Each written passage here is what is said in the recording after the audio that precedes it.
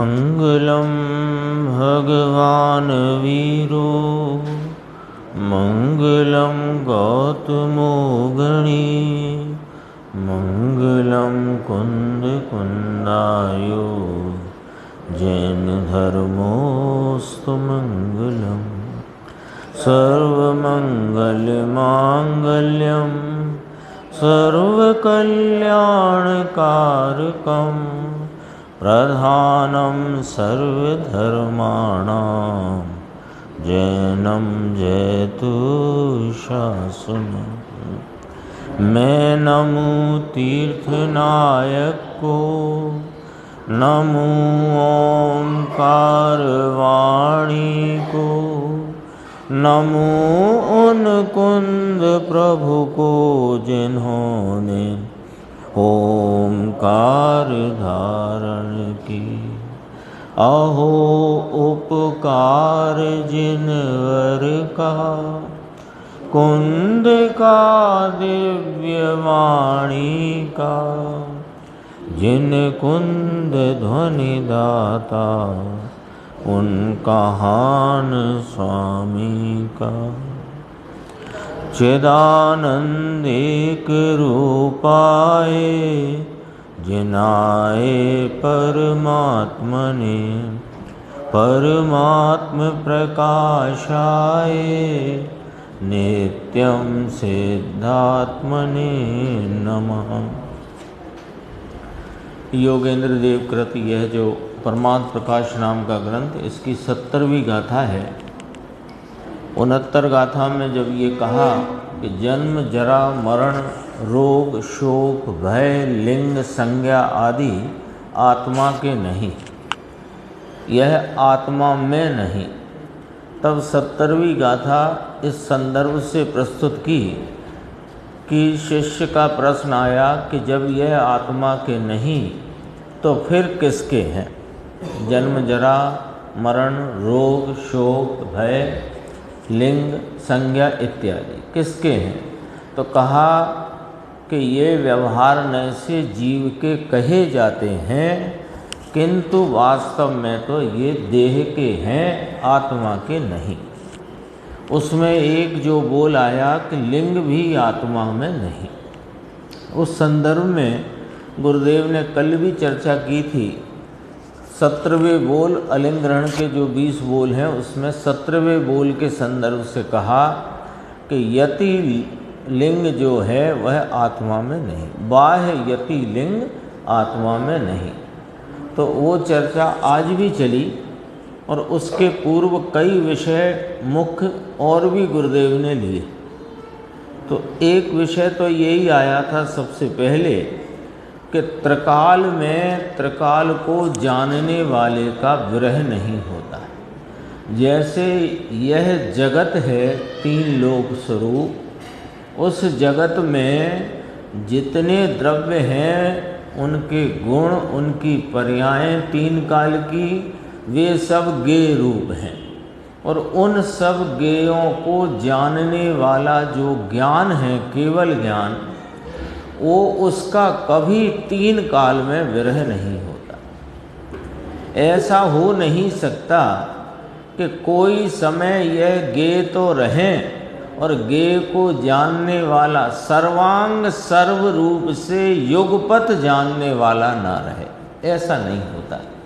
तो उसी संदर्भ से बात आई कि कई संप्रदाय जैन में ऐसे हैं जो मूर्ति को उत्थापित करते हैं, यानी मूर्ति को जो प्रतिमा है वो निक्षेप है ना, द्रव्य निक्षेप भाव निक्षेप, तो निक्षेप अनुसार वह वास्तव में प्रतिमा नहीं होती।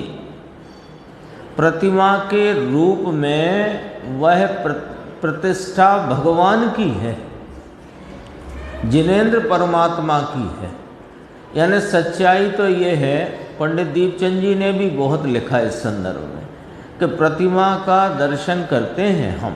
अभी चूँकि इस क्षेत्र में इस काल में भगवान साक्षात केवली का विरह है, लेकिन पूरे 3 लोक में विरह है ऐसा नहीं। विदेह में सदैव तीर्थंकर विराजते हैं। तो यहाँ विरह है तो जो प्रतिमाएं हैं वो प्रतिमाएं कब तक हैं कि जब तक वे भगवान के रूप में प्रतिष्ठित नहीं हैं। तथापि उन्हें किसी संज्ञा निक्षेप से प्रतिमा कहा जाता है। हैं वे भगवान, हैं तो वे भगवान। तो प्रतिमा के रूप में ये जो विराजते हैं, ये हमारे सामने आदिनाथ भगवान, शांतिनाथ भगवान, नेमिनाथ भगवान, महावीर भगवान, ये हमारे सामने भगवान विराजते हैं। तो भगवान की उत्थापना कौन करे, पॉइंट ये पकड़ना। भगवान जगत में होते नहीं क्या? यहीं से बात उठाई कि 3 काल में 3 लोक को जानने वाले का कभी विरह नहीं होता। तो भगवान की उत्थापना कौन करे?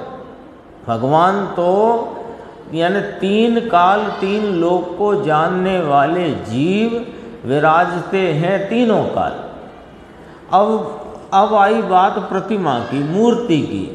तो मूर्ति नहीं होती ऐसा करके एक तर्क आता है कि जब तक मिथ्या दृष्टि हो तब तक मूर्ति की पूजा होती है। पेज 309 पे है एक पंक्ति, बस अपन तो आगे बढ़ेंगे विषय को। जब तक मिथ्या दृष्टि, उनका तर्क क्या है कि मिथ्या दृष्टि हो तब तक मूर्ति की पूजा करे और सम्यक दर्शन के बाद मूर्ति की पूजा नहीं होती, मूर्ति नहीं होती, प्रतिमा नहीं होती, ऐसे करके तर्क रखते हैं। तो उसका जवाब आया गुरुदेव श्री के द्वारा कि जब तक मिथ्या दृष्टि हो तब तक प्रतिमा की पूजा होती है और सम्यक दर्शन के बाद पूजा नहीं होती। तो सुनो, मिथ्या दृष्टि के सामने निक्षेप ही नहीं होता, क्योंकि उसके पास नय भी नहीं होता। न प्रमाण होता है, न नय होता है, न निक्षेप होता है। मिथ्या दृष्टि अज्ञानी को प्रमाणाभास है, नय के विषयों के संदर्भ में नयाभास है, और निक्षेप भी उसके सामने होता नहीं। तो दरअसल मिथ्या दृष्टि को प्रतिमा दिखती है और सम्यक दृष्टि को उस प्रतिमा में भगवान दिखते हैं।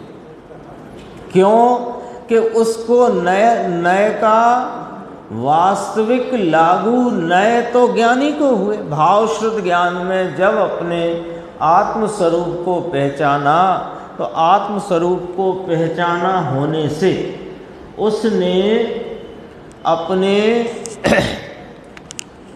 अपने को जानने से परमात्मा को भी जाना, सर्वज्ञ को भी जाना। क्या हुआ ऐसे?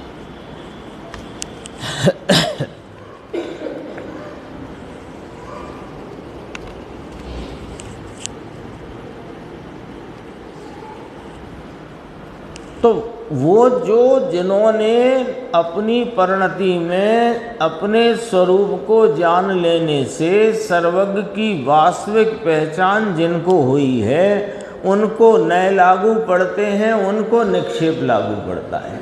तो सच्चाई से तो जो प्रतिमा में निक्षेप द्वारा भगवान वीतराग स्वरूप की स्थापना की है, वो सम्यक दृष्टि को ही लागू पड़ती है। तो ये तर्क ही गलत है कि कोई कहे कि प्रतिमा की पूजा मिथ्या दृष्टि को है, सम्यक दृष्टि को फिर प्रतिमा की पूजा नहीं होती। ये विषय आया था, विस्तार से गुरुदेव ने लिया था।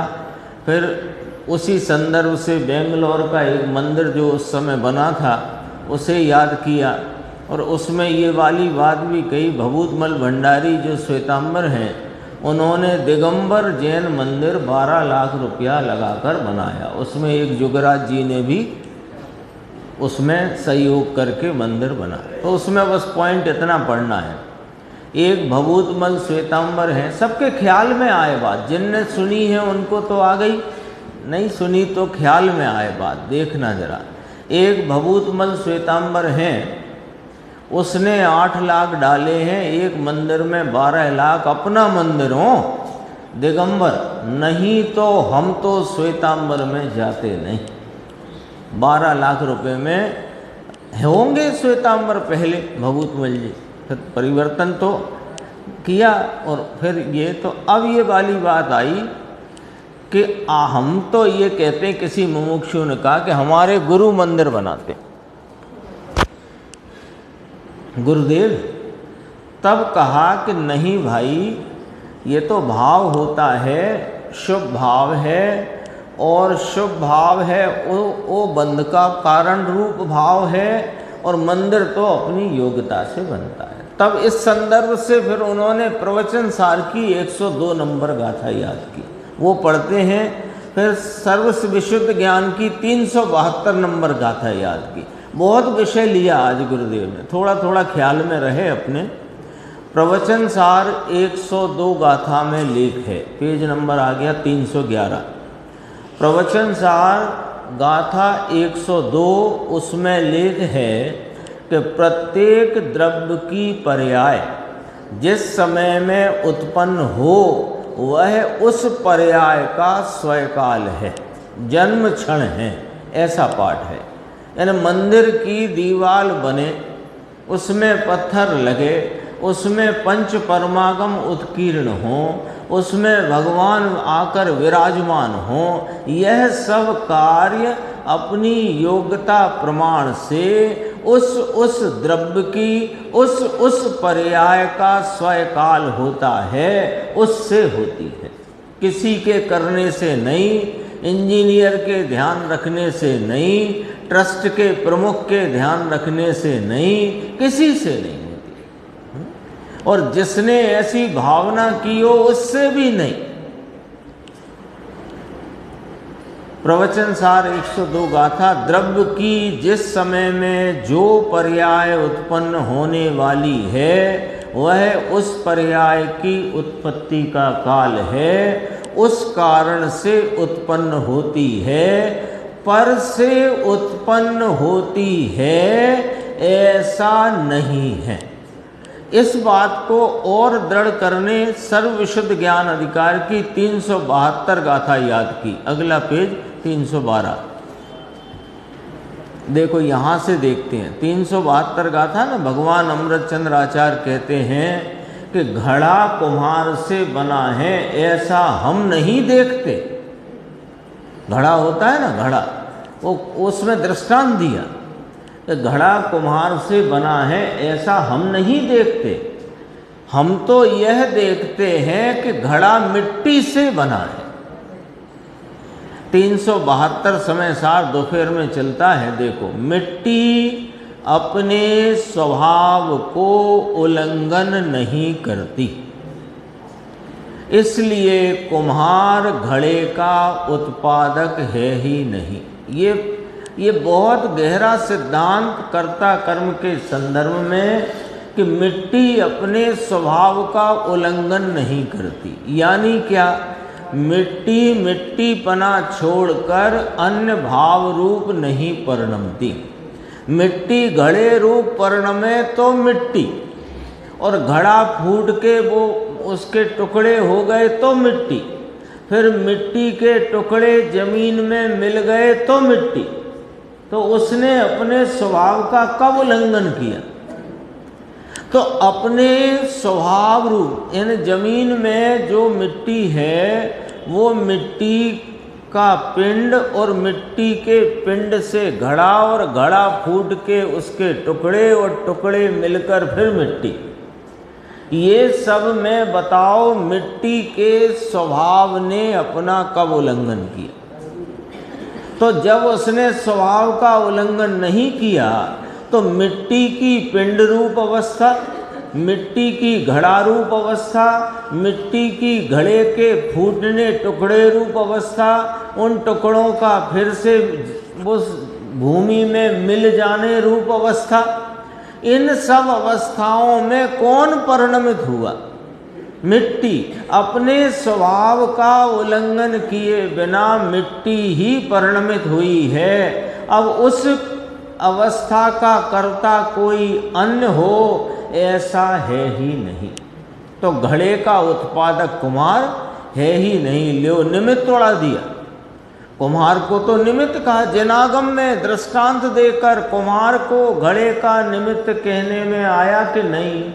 तो आपने उड़ा दिया कि उड़ाया नहीं भाई साहब, सिद्ध कर दिया। ये बड़ी मार्मिक बिंदु है, ये अपने पकड़ में आना चाहिए कि निमित्त को जब निमित्त कहा और उसको कर्ता का निषेध किया तो निमित्त की स्थापना हुई कि निमित्त उड़ाया। हमें क्या लगता है कि निमित्त को तुमने कर्ता पने का निषेध कर दिया तो मानो निमित्त उड़ा दिया। निमित्त उड़ाया नहीं, अपितु निमित्त को सिद्ध कर दिया। तुम्हें भूल से, भ्रम से, भ्रांति से तुमको ये लगता है कि घड़े की उत्पत्ति कुम्हार के द्वारा हुई है। तब यह कहा कि कुम्हार घड़े का कर्ता है ही नहीं, कुम्हार तो उस घड़े की स्वयं स्वभाव से उत्पन्न होती उस उत्पत्ति रूप पर्याय का निमित्त मात्र है। तो बताओ निमित्त उड़ाया कि बैठाया? भाषा के भाव को नहीं समझकर हम हमारी जो मिथ्या बुद्धि है, देखो यदि इस संसार में हम परिभ्रमण कर रहे हैं तो यह बात तो सुनिश्चित है कि हमें कोई ना कोई भ्रांति है, हमारी बुद्धि में मिथ्यापना है, हम वस्तु के स्वभाव को यथार्थ समझने में नाकाम रहे हैं, ये तो स्पष्ट है। तो फिर जब हम जिस काम में नाकाम हैं और सामने वाले ज्ञानी धर्मात्मा आचार्य परमात्मा फरमाते हैं तो उनके उस प्रकार के विवेचन को, निरूपण को हम उनकी तरह क्यों नहीं समझना चाहते? हम अपनी तरह से क्यों समझना चाहते? और आप तो क्या कहते हैं, प्रमाणित मिथ्या दृष्टि हो, क्योंकि संसार में जब तक परिभ्रमण है तो मिथ्या दृष्टि का तो प्रमाण पत्र आपके पास है। कब तक कि जब तक स्वरूप का भान नहीं हुआ तब तक। तो जब स्वरूप का भान हो जाएगा तो शास्त्र का अर्थ तो सच्चा निकलेगा ही, लेकिन उसके पहले सच्चा जो ज्ञानी जन बताते हैं वैसा निकालेंगे हम, समझेंगे हम, तो सिद्धांत होगा ना। देखो निमित्त सिद्ध हुआ, निमित्त है उसमें, कौन में? घड़े की उत्पत्ति में, परंतु उससे घड़ा हुआ ऐसा नहीं है। मिट्टी ही कुम्हार के स्वभाव को नहीं स्पर्श करती हुई अन्य द्रव्य के स्वभाव से किसी द्रव्य के परिणाम का उत्पाद उत्पत्ति देखने में नहीं आता। अन्य के स्वभाव से, यानी कुम्हार के स्वभाव से, कुम्हार का स्वभाव, कुम्हार जो संज्ञा दी वो जीव की संज्ञा है, वो असमान जाति द्रव्य पर्याय से जीव की संज्ञा है कुम्हार।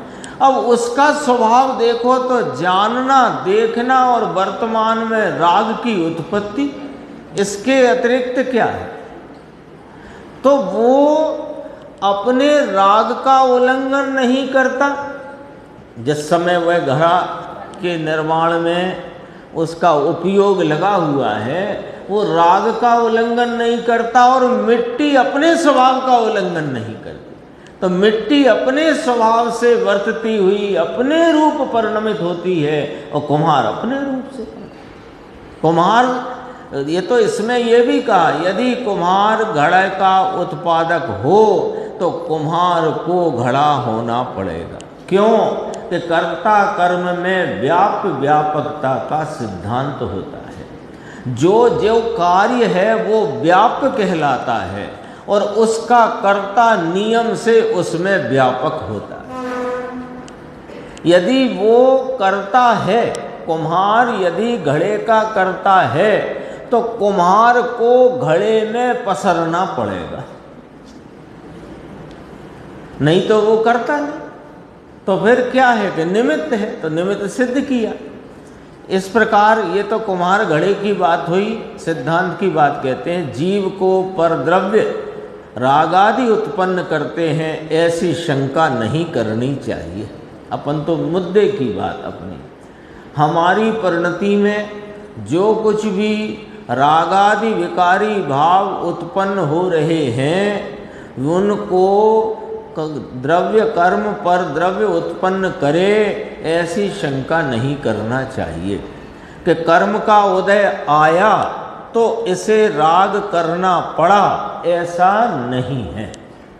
पर द्रव्य जीव को रागादि उत्पन्न कराता है, ऐसी शंका नहीं करना। अन्य द्रव्य द्वारा अन्य द्रव्य के गुण का उत्पाद करने की अयोग्यता है। नीचे कहा देखो, अण्णद वियेण अण्णद वियस्य, है ना, अन्य द्रव्य से अन्य द्रव्य का कार्य नहीं होता। ये अन्य द्रव्य से अन्य द्रव्य की पर्याय कभी तीन काल में उत्पन्न नहीं होती। ये जिन दर्शन का अटल सिद्धांत है, सारा दर्शन इस सिद्धांत पर खड़ा हुआ। सारी व्यवस्था, संसार में परिणमन की व्यवस्था, संसार से छूटने की जो व्यवस्था और संसार छूटकर पूर्ण भाव की व्यवस्था, इस पर टिकी है। अन्य द्रव्य से अन्य द्रव्य की पर्याय की उत्पत्ति नहीं होती। अब अपना जो विषय 70 गाथा का है, उसमें आज गंभीर चर्चा है। देखो अपन जितना समय उतना लेते हैं। Page number 313। चूँकि जो विषय अपन ने अभी देखे वो भी गंभीर थे और समय समय पर गुरुदेव श्री याद कराते हैं, तो अपने को भी उनका दोहन उसमें से करना चाहिए, जिससे अपने ख्याल में रहे विषय क्या चल रहा है। देखो यहाँ तो अपने 70 गाथा चलती है। इसमें आया कि यति के लिंग आत्मा में नहीं। यहाँ आए हैं ना अपने, वहाँ उस समय कोई साधु आए होंगे, तो कहा यहाँ आए हैं ना अपने, साधु का लिंग जो नग्नपना है, लिंग नाम चिन्ह, साधु का बाह्य चिन्ह क्या, नग्नपना। तो वो नग्नपना या 28 मूल गुण रूप बाह्य प्रवृत्ति, वो सब साधु के चिन्ह हैं। 28 मूल गुण के नाम सबको पता है, एक बार याद कर लेना कि वे साधु के बाह्य चिन्ह हैं, है ना। उसमें समिति गुप्ती आदि सब आ जाते हैं। समिति विशेष तौर पर देखी जा सकती है, इतनी बात है। देखो जो नग्नपना है या 28 मूल गुण हैं, वह आत्मा में नहीं है। अब सुनो जरा, आगे बात बढ़ती है। ये तो बात कही, ये जरा बात बाहर से कही, अब और बात आगे लेते हैं। वह तो नहीं, नग्नपना 28 मूल गुण की प्रवृत्ति आदि और 28 मूल गुण संबंधी विकल्प आदि भाव, वो तो नहीं, परंतु भाव लिंग जो है वह भी आत्मा में नहीं। कल बात हो गई है, 3 कषाय की अभाव रूप वीतरागता की परिणति और प्रचुर स्वयं संवेदन की दशा रूप बहुत वीतरागता का जो परिणमन है वह भावलिंग है, और वह भी आत्मा में नहीं। सम्यक दर्शन, सम्यक ज्ञान, सम्यक चारित्र,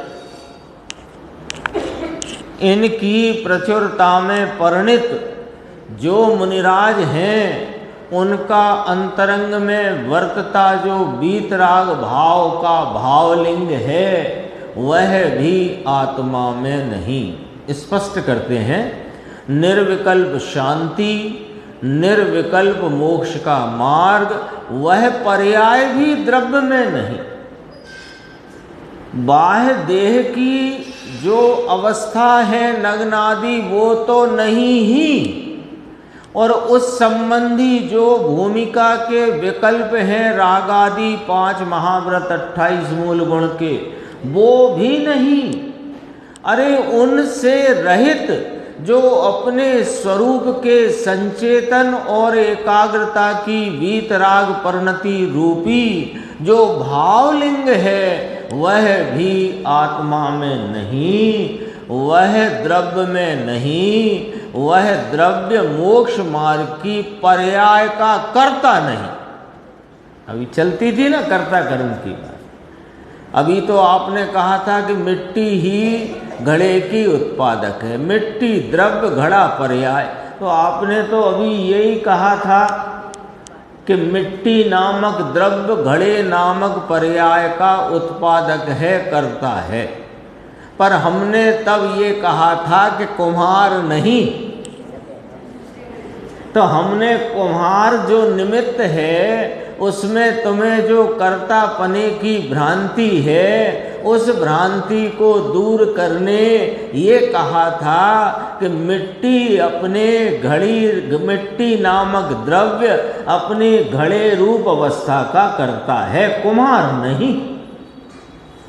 अब वास्तविकता देखी जाए तो मिट्टी उस घड़े की पर्याय का कर्ता नहीं है।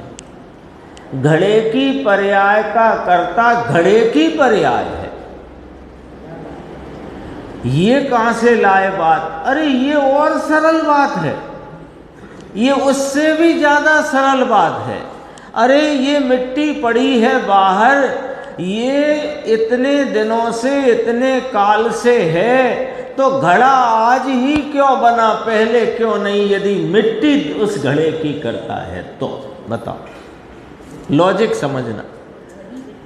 यदि मिट्टी ही, वही मिट्टी जो घड़े रूप परिणमित हुई है, वही मिट्टी बहुत काल से वही है, तो भी यदि मिट्टी इस घड़े की करता है तो पहले घड़ा बन करके क्यों तैयार नहीं हुआ?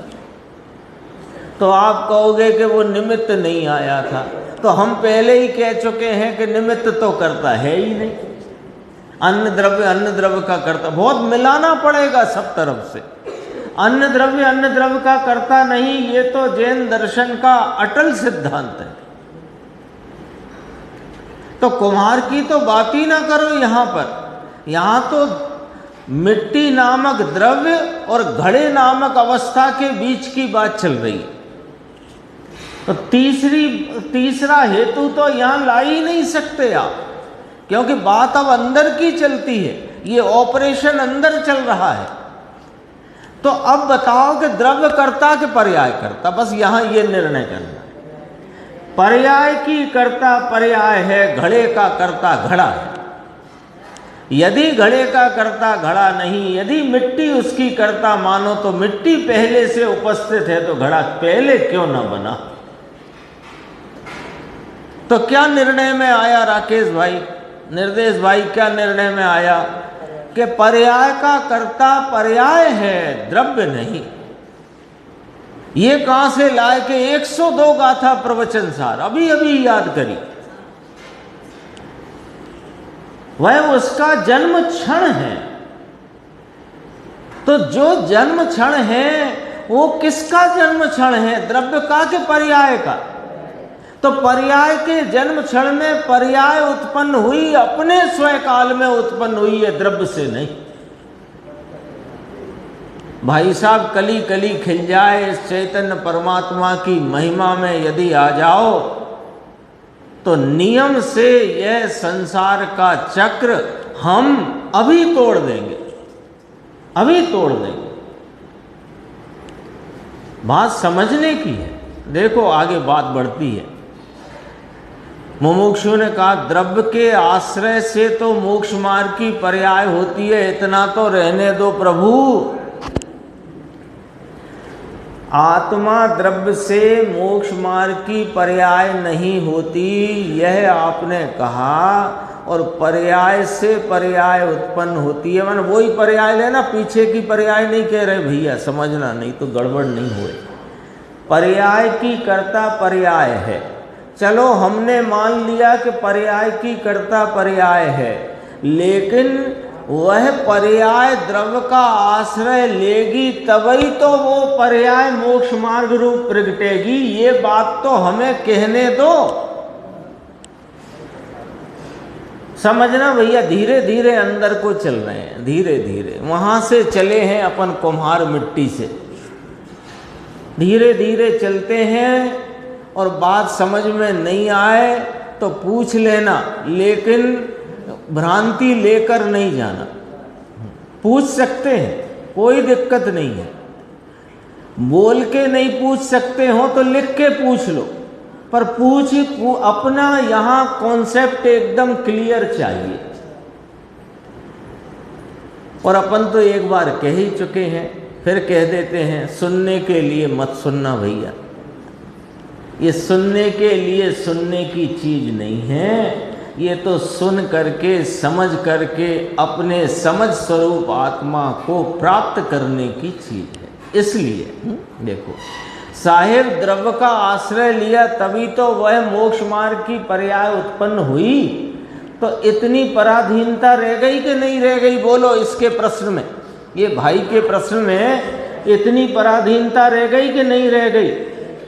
निमित्त तो रहो दूर, वो तो बात छोड़े आए पीछे, पर पर्याय का कर्ता द्रव्य है, ये बात भी जब असिद्ध हो गई, पर्याय का कर्ता पर्याय है द्रव्य नहीं, जब बात यहाँ तक पहुँच गई तो इसमें यदि इतना स्वीकार किया जाए कि पर्याय का कर्ता पर्याय है, लेकिन जब पर्याय द्रव्य का आश्रय ले तब ना, तो तुम्हारा भाई साहब ये लेकिन वाली पराधीनता यहाँ नहीं चलेगी, ये लेकिन नहीं चलेगा। तो क्या है प्रभु सत्यता?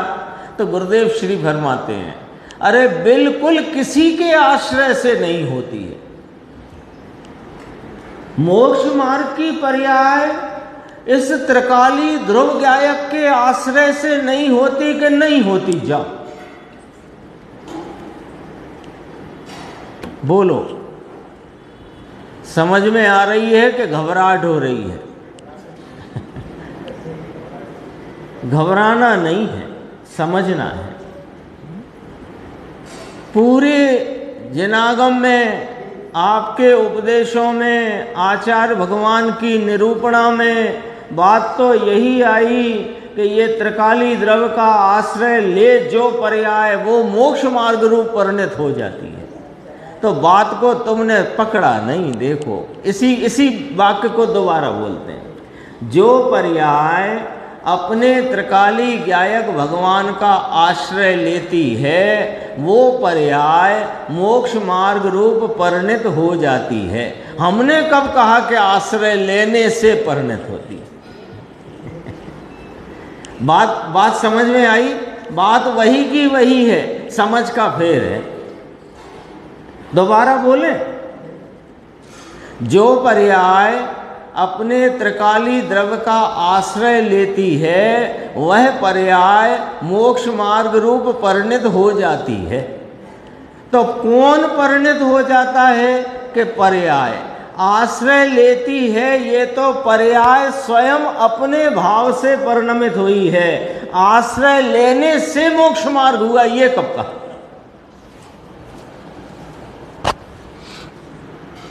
समझना बात को। देखो समझाते हैं, गुरुदेव समझाते हैं, बिल्कुल किसी के आश्रय से नहीं होती, स्वयं के आश्रय से होती है। पर्याय पर्याय के आश्रय से होती है, द्रव्य के आश्रय से नहीं, और पर के आश्रय से तो नहीं। लिखा कि नहीं लिखा? तो पर्याय को किसका आश्रय है? जो पर्याय पूर्व में मलिनता और भ्रांति रूप परिणत थी, वो पर्याय का नाश हुआ और अगली पर्याय निभ्रांत सम्यक स्वरूप, सच्ची श्रद्धा रूप, स्वरूप के आस्वादन रूप, वीतराग स्वरूप जो पर्याय उत्पाद हुई वर्तमान में, वो किसके आश्रय से हुई? कि पर्याय के आश्रय से हुई।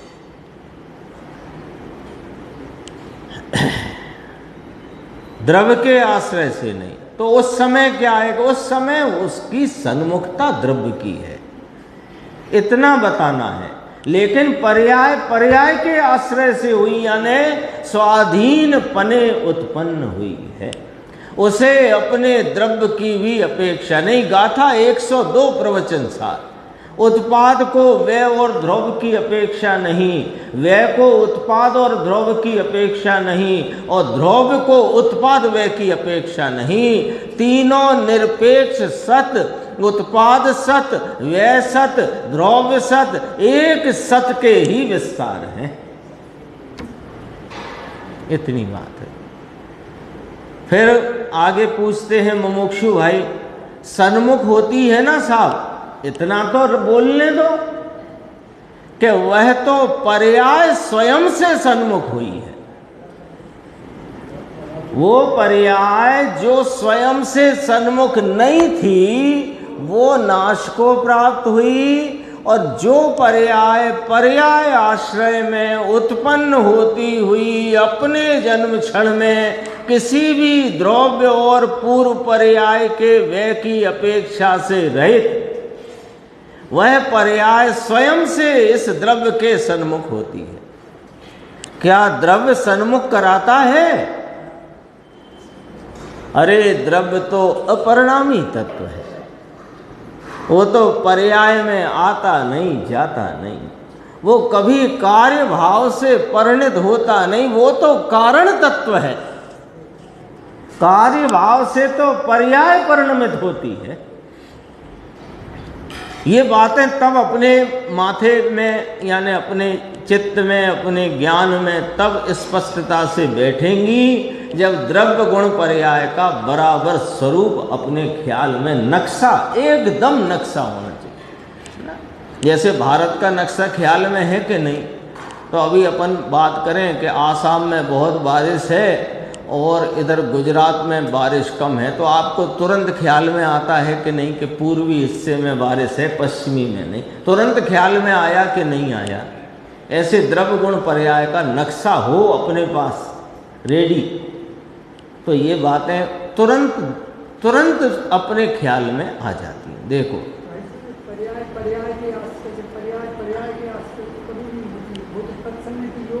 हाँ, वही उसका आश्रय, पर्याय के आश्रय से हुई, इसमें पूर्व पर्याय की बात नहीं कही जा रही है ना, व्यय की अपेक्षा नहीं। एक बात पर्याय के आश्रय से हुई, ये तो उसका जवाब है कि द्रव्य के आश्रय से नहीं हुई। तो पर्याय को किसका आश्रय? कि पर्याय को पर्याय का आश्रय। तो वास्तव में वह तो उस समय होने योग्य अपने जन्म क्षण में स्वतः अपने षट कारक से परिणमती हुई, उत्पन्न हुई है। तो कौन का आश्रय? जो पर्याय को पर्याय का आश्रय, यानी स्वाधीन, यानी स्वाधीन। ये दरअसल में द्रव्य का आश्रय लेकर उत्पन्न हुए, ये इस बात का यहाँ पर निषेध करके पर्याय की स्वाधीनता बताना है। देखो क्या द्रव्य सन्मुख कराता है, ये वीतराग विज्ञान है। पंडित जी आज आए नहीं, दोपहर में आएंगे। हुक्मचंद जी आज आने वाले थे, कल भी याद किया था। देखो नीचे यहाँ तो कहते हैं, अब बात थोड़ी आगे बढ़ गई, ये पर्याय की बात हो गई। यहाँ तो कहते हैं यति लिंग और द्रव्य मन भी आत्मा में नहीं है। मन किसका है? मूल सूत्र में आया, मन भी तन का है, आया था ना। लिंग है ना, लिंग नहीं, लिंग नाम चिन्ह, लिंग में ये डाला और फिर कहा ये द्रव्य मन परमाणु का बना हुआ है ना, वो आत्मा में नहीं। कहते ना ये मन है, वो परमाणुओं की रचना रूप मन शरीर में है। निश्चय से तो अब बात समझना, भाव मन यानी जो संकल्प विकल्प की वृत्ति, वह आत्मा में नहीं। भाव मन, द्रव्य मन है वो तो ऐसा ही है जैसे ये चक्षु घ्राण, ये रसना आदि, ऐसे ही मन पौद्गलिक रचना। लेकिन उसके जैसे चक्षु के अवलंबन से मूर्त पदार्थ संबंधी ज्ञान, ऐसे मन के अवलंबन से संकल्प विकल्प की उत्पत्ति। तो कहते हैं कि संकल्प विकल्प रूप जो भाव मन है वह आत्मा में नहीं। अरे मन की निर्मल ज्ञान की पर्याय जो है वह भी आत्मा में नहीं। मन की क्यों कहा? वो मन का आलम्बन छोड़कर उपजी हुई निर्मल पर्याय वो भी आत्मा में नहीं, वह तो पर्याय में है, आत्मा में नहीं, पर्याय में है। ऐसा पर्याय रहित जो भगवान, उसकी दृष्टि करने का नाम सम्यक दर्शन है।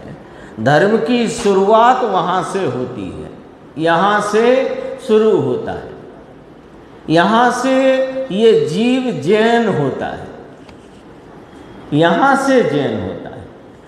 ऐसे अपन लाते हैं ना, 1.25 महीने का 1.5 महीने का बालक हुआ तो मंदिर में भगवान के समक्ष लाकर, अब वो तो बच्चा है छोटा, और उसको दर्शन कराते हैं, अर्थात उसको यहाँ लाते हैं, उसके कान में पंच परमेष्टि के स्मरण रूप नमोकार मंत्र सुनाते हैं और लौकिक में कहते हैं जैन हो गया। जैन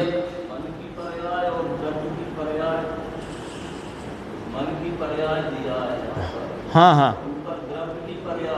द्रव्य मन अवलंबन है। जैसे ये सामने का वृक्ष का ज्ञान हुआ, वृक्ष मूर्तिक पदार्थ रूपी है, इसके वर्णादि भाव का मुझे ज्ञान हुआ, तो ज्ञान से हुआ। उस वर्णादि भाव वे कौन है? हरे रंग के वर्ण रूप जो पेड़ का भाव है वो है गेय का, और मुझे उस संबंधी ज्ञान हुआ ज्ञान से। उसमें अवलंबन किसका है? कि निमित्त रूप से इस चक्षु इंद्री का अवलंबन है।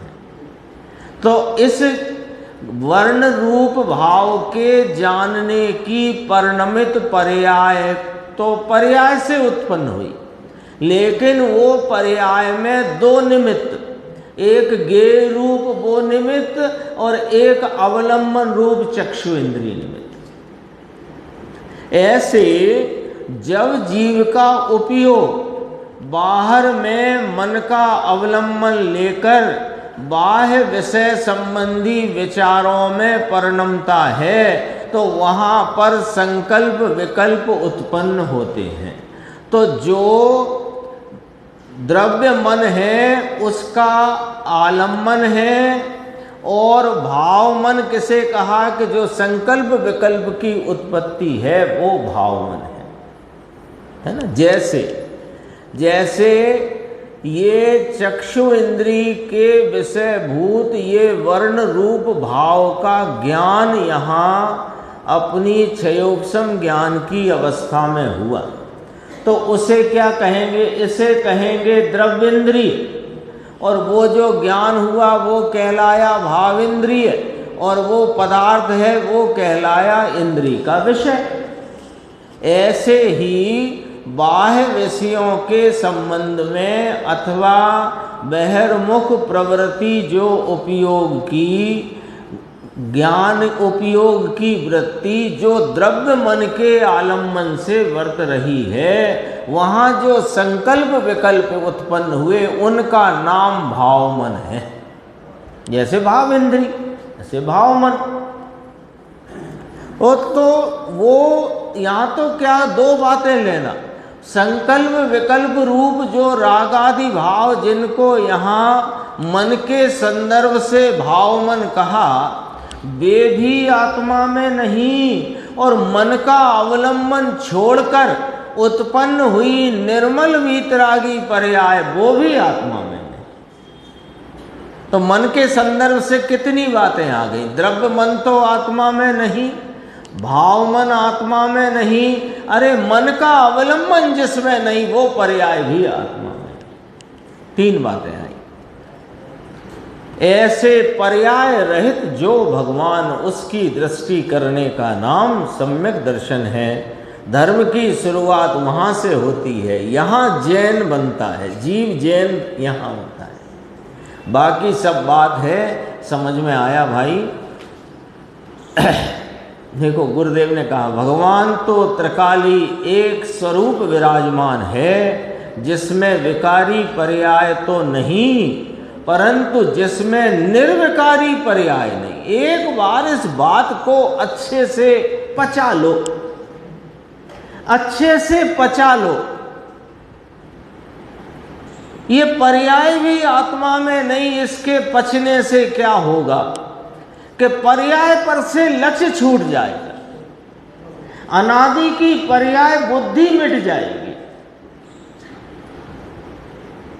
देखो, कथन तो यहाँ से कहने में आएगा कि पर द्रव्य जो निमित्त रूप हैं, देह आदि, उनसे लक्ष्य छोड़ो, फिर राग आदि का लक्ष्य छोड़ो, फिर कहेंगे कि पर्याय का लक्ष्य छोड़ो। कथन तो क्रम में आएगा, बाहर से भीतर की ओर। लेकिन जो भेद ज्ञान रूपी, जो वीतराग परिणति रूप जागृति है अंदर, जो अपना धर्म रूप भाव अंदर जागृत होगा, वह तो पर्याय मात्र से भिन्न एक रूप अभेद अखंड अपरिणामी तत्व को दृष्टि में लेने से होगा, और तब ही सबसे भेद ज्ञान एक साथ होगा। भेद ज्ञान तीन प्रकार, अंतरंग जो भेद ज्ञान की वृत्ति प्रवृत्ति है अथवा जन्म है भेद ज्ञान का, वो 3 स्टेप में नहीं होता। भेद ज्ञान संबंधी निर्णय 3 स्टेप में। तो अब अपन बात करते करते निर्णय के प्रयोजन से निर्णय के लिए यहां तक आ गए कि वीतरागी पर्याय भी आत्मा में नहीं। तो इस बात को इतना दृढ़ क्यों कराते हो? एक बार कह दी, 2 बार कह दी, हमने सुन ली, अब इस बात की इतनी दृढ़ता क्यों कराते हो कि तुम्हारी बुद्धि अनादि से यहीं अटक जाती है, और यहीं अटकी होने से बाहर में भटक रही है। अटकी है पर्याय में, भटक रही है बाहर। तो ये अटक मिटाना हो तो इस अपरिणामी तत्व का जो पर्याय मात्र से रहित है, जिसमें पर्याय का प्रवेश नहीं, पर्याय जिसमें जाती नहीं, जो द्रव्य स्वभाव पर्याय में आता नहीं, उस द्रव्य स्वभाव की महिमा करके ये बात को पचा लो। पचा लोगे तो इस पर से लक्ष्य छूट जाएगा, और लक्ष्य छूटने से एक रूप ध्रुव स्वरूप ज्ञायक लक्ष्यगत होकर परिणति निर्मल बहने लगेगी। क्या कहते हैं? देखो, स्वभाव की महिमा, स्वभाव भी कैसा कि वो भी पर्याय से रहित, एक रूप ध्रुव स्वरूप सामान्य, सदरस सदरस सदरस, पर्याय प्रति पर्याय में अनादि अनंत पर्यायों के प्रवाह में ऐसा एक रूप रहता हुआ जो पर्याय में आता नहीं, पर्याय जिसमें जाती नहीं, ऐसा अद्भुत तत्व है मैं। ये बात किसी और की थोड़ी है, अपनी बात है। देखो गुरुदेव क्या कहते हैं, जिसमें निर्विकारी पर्याय नहीं, ऐसी बात सुनना मुश्किल पड़ती है। नहीं तो सुनने में भी इसको घबराहट हो जाती है। ये तो अपन लोगों को लगातार इस प्रकार का गुरुदेव श्री के सानिध्य से उनके एक एक वचनों को सुनने का, पढ़ने का कोई महासौभाग्यशाली अवसर मिला है। कहना ठीक नहीं होगा, फिर भी कह देता हूँ, हिंदुस्तान में ये बात बहुत कम जगह इस रीति में चल रही है। गुरुदेव के एक एक शब्द की अपन बैठ के चर्चा करें, बात करें, सुने और पढ़ें। तो ये बात इसलिए अपने को थोड़ी कम अटपटी लगती है। बाद बाकी तो जरा कहो कि पर्याय बिना का आत्मा तो उछल पड़ता है। कैसे ले आए बिना पर्याय का द्रव्य? आप जानते नहीं हो, पंडित जी मोक्ष मार्ग प्रकाशक में लिखते हैं, शुद्ध शुद्ध पर्यायों का पिंड आत्मा है। किताबें निकाल के दिखाते हैं।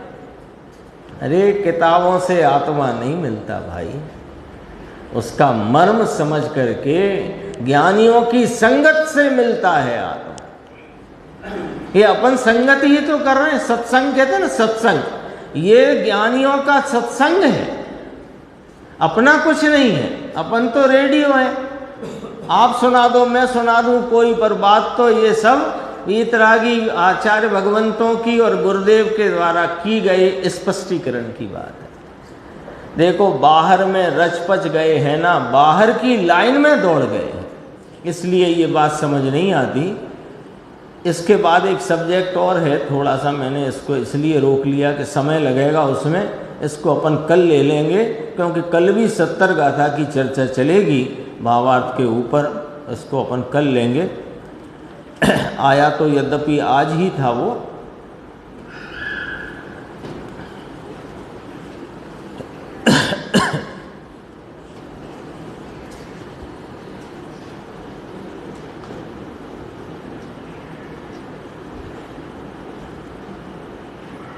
कल अपना प्रश्न चला था ना, याद कराते हैं थोड़ा सा, इसलिए याद कराते हैं कि वो जो अभी चल रहा था ना विषय, वहाँ से 1-2 मिनट का पॉज हो जाता है, 1 मिनट का, तो चित्त थोड़ा सा इधर को आ जाए। कल आया था ना, क्या राग भी असत है? तो त्रिकाल की अपेक्षा से, स्वभाव की अपेक्षा से, शुद्ध स्वभाव की अपेक्षा से राग असत नाम अवस्तु है। फिर कहा कि क्या राग से स्वयं और पर को लाभ नहीं होता? तो कल चर्चा आई थी कि राग में सबसे ऊंचा राग ले लिया, जिस राग के निमित्त से तीर्थंकर नाम कर्म की प्रकृति का बंध होता है और फिर उसका उदय आता है और उस उदय से दिव्य ध्वनि आदि का संयोग बनता है। ये सब बात उसमें ली थी। तब ये कहा था कि जिन्होंने उस समय उस राग में परिणत हुए जो धर्मी आराधक जीव, क्योंकि धर्मी आराधक जीव को ही ये भाव होते हैं इस प्रकार के शुभ राग, तो वे जब उस राग में परिणमे तब भी आकुलता का वेदन किया, और जब वह राग का फल उदय में आया तब स्वयं वीतराग हो गए। तो उस राग का फल स्वयं को तो है ही नहीं कोई लाभ। तो साहेब तीर्थंकर भगवंतों की दिव्य ध्वनि से जगत को तो लाभ होता है ना, भव्य जीवों को तो होता है ना।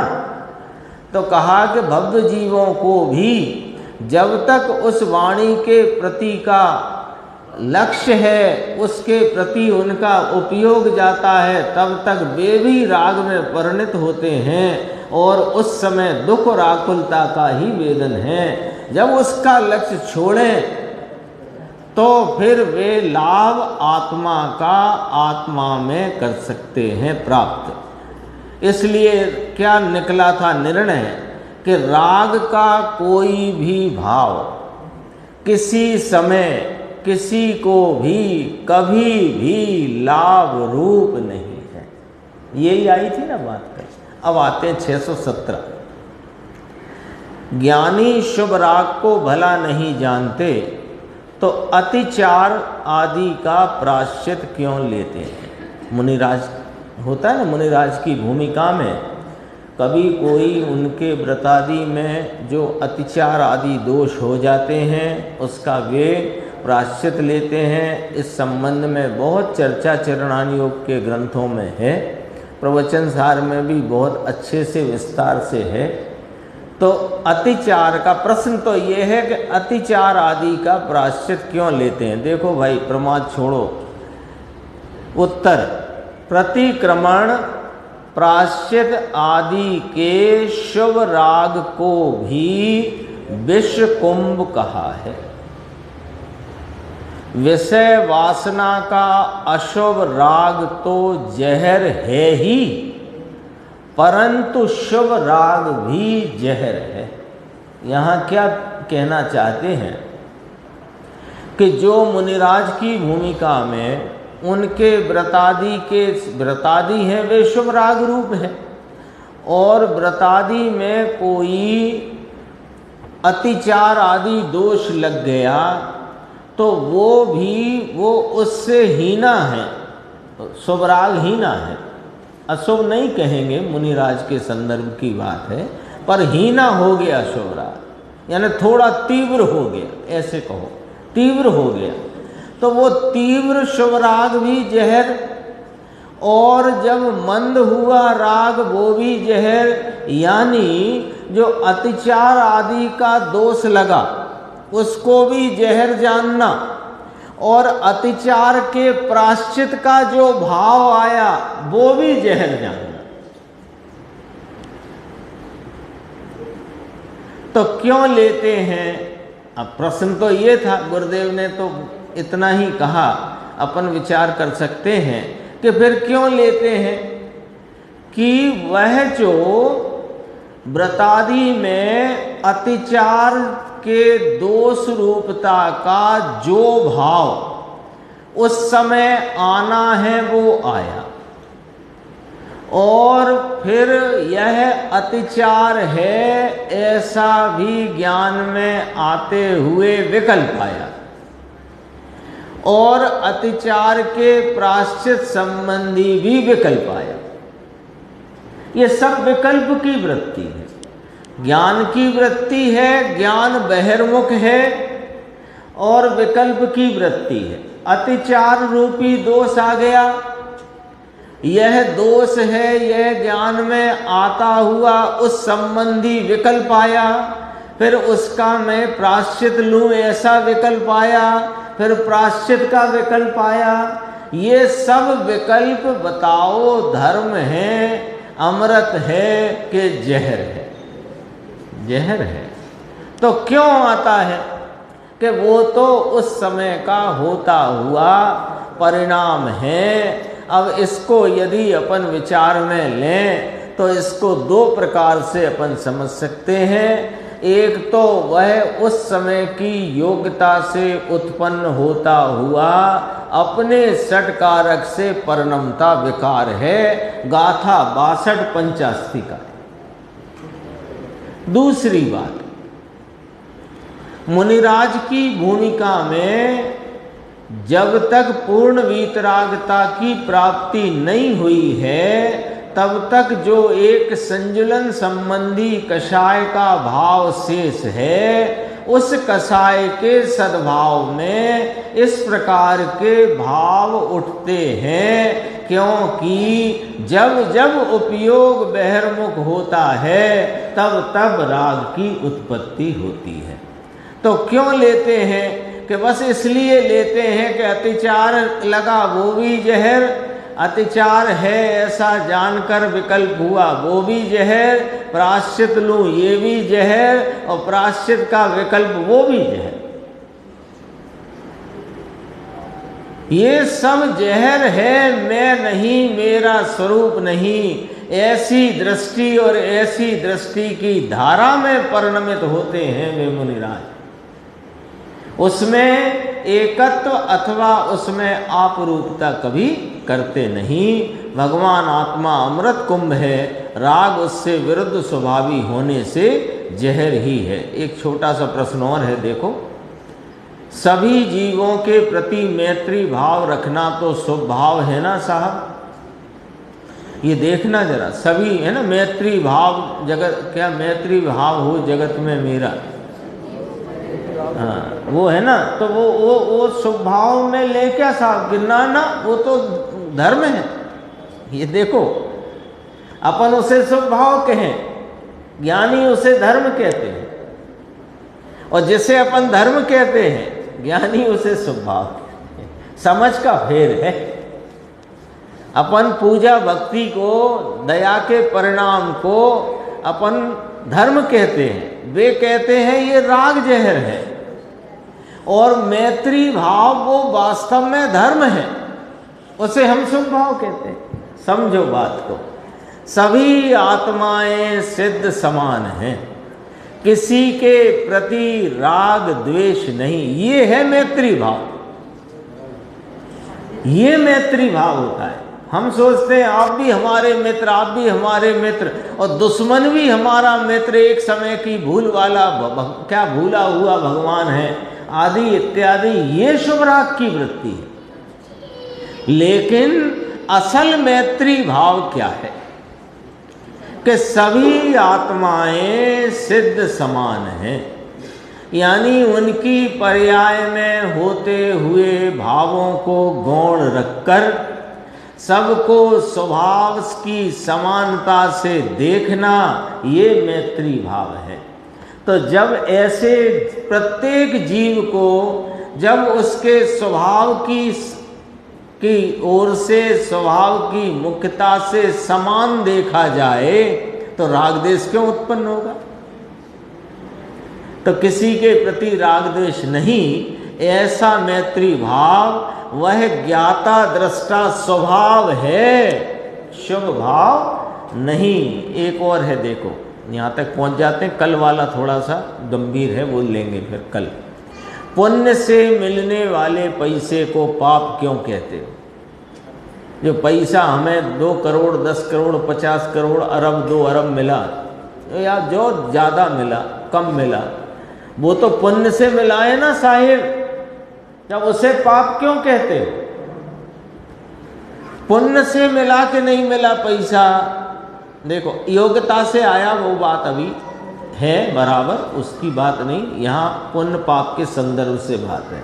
पैसा पुण्य से आया कि पाप से आया? पुण्य से आया। तो पुण्य से मिला है जो पैसा धन संपत्ति, उसे आप पाप क्यों कहते हो? इसका उत्तर देखना जरा। पहला तो एक लाइन में सामान्य बात कि पैसा जो है, धन धान्य आदि, वे 10 प्रकार के परिग्रह में गिने गए है कि नहीं? तो परिग्रह कहाँ गिना गया है निर्देश भाई? 5 पाप गिने ना, हिंसा झूठ चोरी कुशील परिग्रह। तो परिग्रह नामक पाप में गिना गया कि नहीं पैसा? तो इस अपेक्षा से पाप कहा है। एक पॉइंट राकेश भाई, अभी एक बात हुई है। दूसरी, किंतु वास्तव में तो पैसा गेय मात्र है, ना पुण्य है ना पाप है। क्यों गेय क्यों है? कि मैं ज्ञायक हूं और वो मेरे जानने में आता हुआ गेय है। तो पैसा तो वास्तव में गेय मात्र है। अब यहां पर पाप खड़ा होता है। देखो, उसने पूछा था पुण्य से मिलने वाले पैसे को पाप क्यों कहा? ये कहा था ना। तो पुण्य से मिलता है, तो पुण्य तो तुम्हारा अभी का नहीं, पूर्व का पुण्य जो उदय में आया, उसके निमित्त से ये धन संपत्ति के संयोग हो तुम्हारे नजदीक आए। एक बात। पाप क्यों कहा? कि वह धन धान्य आदि को परिग्रह में गिना सो पाप है। एक बात हो गई। दूसरी बात, पैसा वास्तव में गेय पदार्थ है, क्योंकि तुम्हारे संयोग में आया तो तुमने जाना कि मेरा बैंक में अभी मोबाइल में देखा बैलेंस हो गया इतना इतना, जाना ना। तो जाना पर जान करके उसे अपना माना, अपना मानकर ममता करना, ये पाप है। देखो, 2 बातें रखी। परिग्रह में गिना धन धान्य आदि है ना, वो सब 10 प्रकार के बाह्य परिग्रह, उनमें गिना सो तो पाप सिद्ध है ही। लेकिन पाप हो कैसे गया ये? कि जो पुण्य के उदय के निमित्त से पैसा आदि मिला, वो वास्तव में ज्ञान का गेय है। उसमें गेय रूपता मात्र न रखकर उसमें ममता करी, सो वह पाप है।